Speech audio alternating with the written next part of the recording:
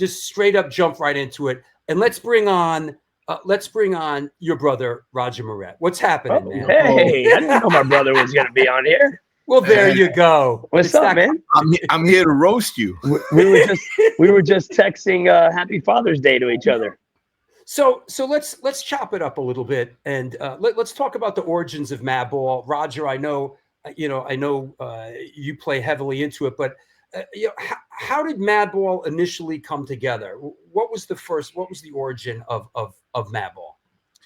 I mean, the origin of, as a lot of people already know, Freddy used to stay with me, right? Back then, in all the crazy squats and stuff like that. And we would have him go up and sing a song with AF. His first time he ever sang was at Great Gildersleeves, and it was I think September of '83, just shy of his birthday. And we were doing a show at Great Gildersleeves with GBH and Cause for Alarm, and he got up there, he sang, and then from there on, we always had him, every time we could, we'd get him up to do his song. He always did It's My Life, and then later on, he started doing AF favorites that he liked, like Off of Victim and Pain and stuff like that. Blind Justice into Last Warning, that was that was my main little thing I used to do. Blind Justice going into Last Warning. Absolutely. Kind of like the first time we started getting, like, we really started getting Madball was this one time we had a show in Rochester. I think it was Rochester, and Steve Martin didn't make it, and we're like, what are we gonna do? We're like, well, Freddie said we're gonna do Madball. We didn't have anything out. We just said we're gonna, because we always call him Freddie Madball, and we're just gonna sing a bunch of AF songs, and we actually played the show. It was supposed to be AF playing. It was in Rochester. And you played Streets, bass, right? And you played bass, Raj? Yeah, Streets. Yeah. Yeah. And I played bass, and just Freddie came out and sang. That was, the AF first, I guess, official Madball show. I guess unofficial. That was like the first official like Madball show, and then we started then we did the 7-inch. We really never did much until like we really got Freddie going. Honestly, is when I got really sick during One Voice had come out, and then we're doing that tour with Obituary, Cannibal Corpse, and Malignant Creation. Was that the Complete Control tour? Absolutely. No. Yeah, I remember this. Yeah. Yeah, Complete Control tour. Ball, We called it Handbangers Ball on our end. Correct. It was the Complete Control tour. I still got my members only jacket. It's in the closet if you want to see it from that tour. But anyway. Nice. What happened was I got sick. I had to get emergency surgery, and they're like, "Well, what are you gonna do?" Well, I will take Freddie, and Freddie was still young, and he fought a tooth and nail. I'm like, it's only a week or two, and then he finally went out there, and he had no choice. Now he's doing AF One Voice songs. You can still, like, if you look in YouTube, you can find some of those shows where Freddie's actually singing on that tour, right? And then the next thing you know, he's gone for 2 weeks. He comes back. And I'm like, okay, I'll try. And I tried. I really did. And I couldn't. I had to go back home. And I'm like, you got to keep going. He was pissed off. And Freddie did most of that tour. I think I may have done a week, if anything. And then after that tour, he was like, well, fuck it. Now I know. He was all in. Now, now they didn't even want me back. That was like boot camp. He was trying to throw me out of the band. Wasn't boot camp, was being with them as a kid, but I think that was just like an extra course there. That was like that really put that was the real boot camp of like getting out. That was like the special forces course. was it Obituary, Malevolent Creation, AF, and Cannibal Corpse? Yeah, that's it. Wow, AF was co-headlining though. AF was co-headlining with Obituary. Cannibal Corpse wasn't as big as they are now back then. Malignant Creation was the openers, then Cannibal Corpse, then AF, and then Obituary. Yeah. So that was kind of that was kind of what really got him out there. But like, if you know the history, if you know the AF history, Freddie was always with us, on random shows in New York, or when we went to play Florida, he'd just be with us. I take him. If you saw that book I just put out, my With Time book, you see pictures of Freddie in there, and we're talking about Freddie and the diary kept and everything like that. You see pictures of Freddie all in that book everywhere. I mean, one of his first shows, and he didn't even realize it, was that there's a cool picture in the book with my girlfriend at the time, Kim, was with him, and that's the Bad Brains. That was a Bad Brains show at the A7. I know at CBGB's, So he saw a lot. I think you saw SSD Control there too. You saw a lot of great shows. You were little, but he was there. You can see random photos. Karen O'Sullivan has a ton of photos of rabies with Freddie on top of him and hanging out in the van with a bunch of different, I remember those days. old school heads everywhere. He was the youngest kid on the actual scene at the time. Hey Freddie, was there anybody your age? Like, did you have any? Was there any like little Chris or even Todd Youth? Todd Youth was older. They were older than me. They were older than me. They were older. Yeah, I mean, and they were kids, right? I mean, everyone essentially was a kid, kind of. But even Todd Youth and little Chris, and and Poss. He always had a baby face, even though he was older, but he seemed like, all those kids were like double digits at the time. Freddie was a single digit kid. Right. 7. There wasn't many like single digit. Besides, if you want to go back with all the people that were like if Harley were in the very beginning of the scene, there wasn't very much single digit kids. 100%. Yeah. One thing with this true to the game, there's a great booklet in here, and I talked to my neighbor this morning. Howie Abrams, who lives pretty much across the street from me. Raj, he was talking about how you guys had a relationship with Howie, with In Effect, with the Agnostic Front Live record, and at a certain point you came in with a cassette and said, "Hey, check this out," and that was the first Madball recording. Does that make sense? That's correct. That's true. That was a Ball of Destruction. And the way that came out, I was actually going to release that on my own, like Last Warning Records, but things happened and I needed to get it out anyway. But it was cool because we kind of like gave it to them to release it under the AF umbrella because we it just said members of Agnostic Front. The sticker said that, if you look at it. But we were always kind of, we were always under, like it was Freddie. And nobody knew who was really in the band, but if you knew, you knew. And that was the first one. Amy took that picture. That's a great photo. Was this where was this record? Was this at Don Fury's? Yep. Yeah, absolutely. Yep. Yeah. All at Don Fury, the first 2 7-inch that I played on at least. Yeah. And those are both Don Fury. This is the infamous. How the band came to be, Drew, was basically all the really old AF songs, basically that we weren't really playing much, like the United Blood era and earlier stuff. We just started doing it with Freddie. That's how the band came to be. Yeah. I mean, look at what's on here, right? Last Warning, Fight, right? Yeah. Fights. That's one of my favorite. I always Fight is actually Fight is not even a real AF song. It was a Psycho song that I took over to AF. Right. Fight, Colossal Man, It's My Life, Discriminate Me. Yeah, this was all. Get Out was a song that was never on the AF United Blood single, but we recorded that. You saw later on in the release of United Blood Legacy. We just never made it to the single, but Get Out was one of those. There was a few songs, right, Raj? Weren't there a bunch of there were a few songs that were not on United Blood, right? Yeah. Right. He got rid of the thing, so I can't see.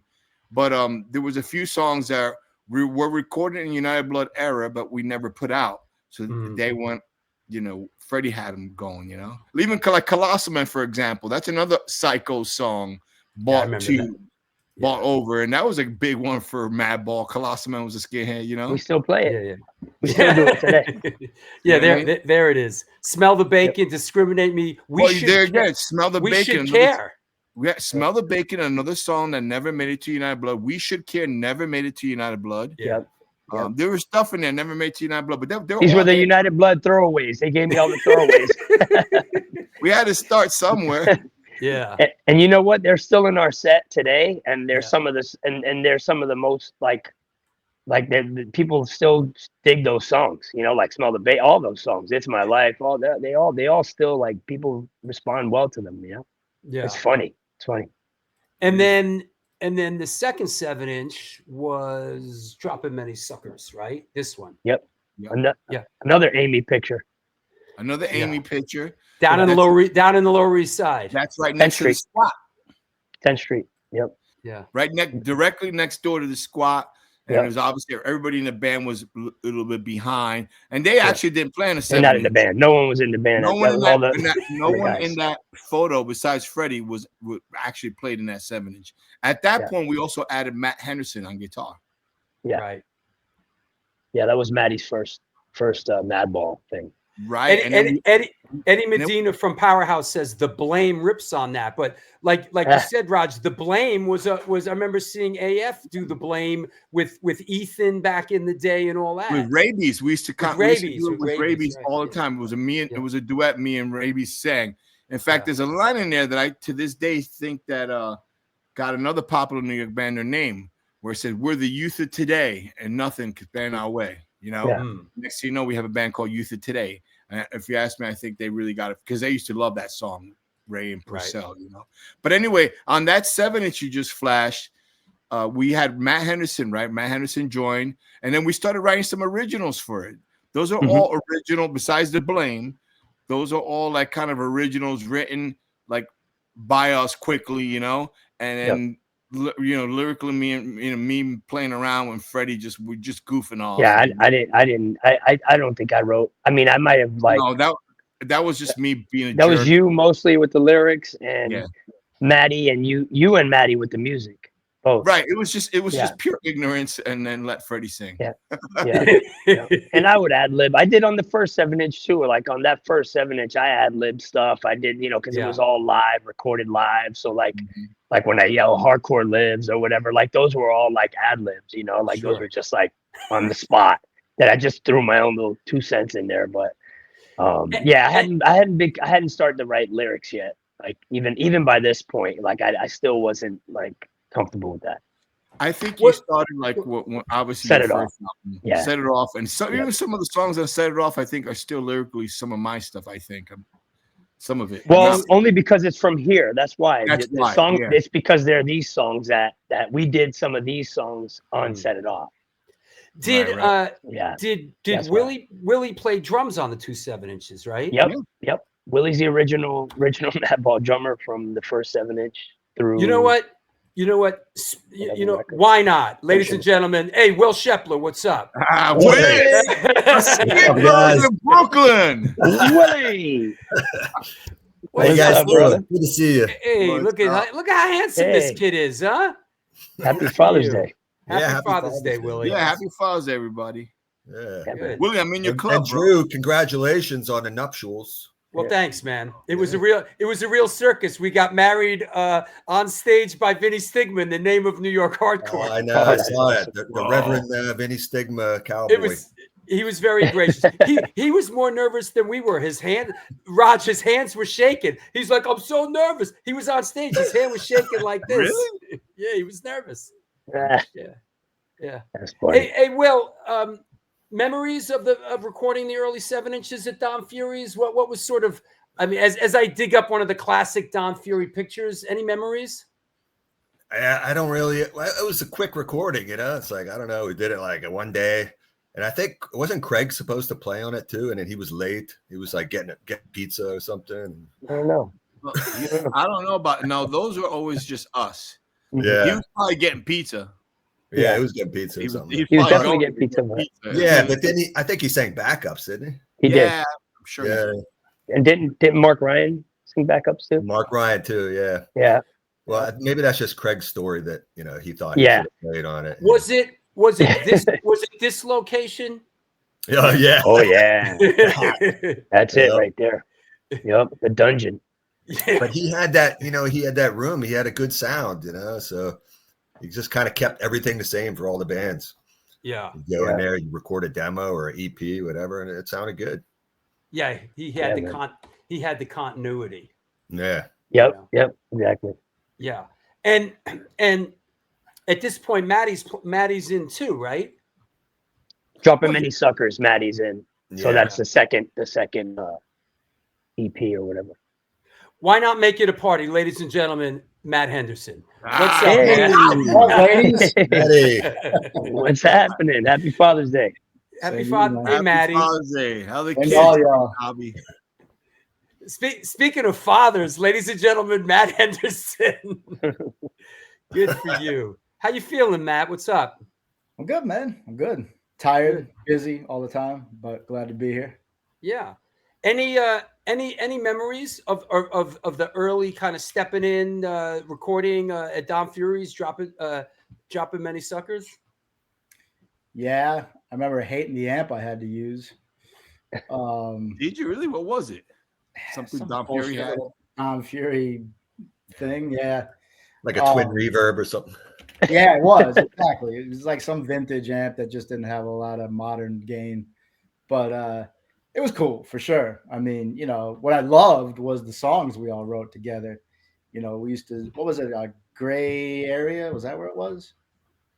AJ used to the rehearsal spot. manage the joint. Yeah. Gray area. Yeah. Gray Area, which was a little shit box. Yep. But we used to just turn it up real loud and just bang it away, and just it was real raw and angry sounding. So, you know, it was exciting to get to go record it, and it made sense to do it with Don Fury. I mean, you know, I love Don and his work.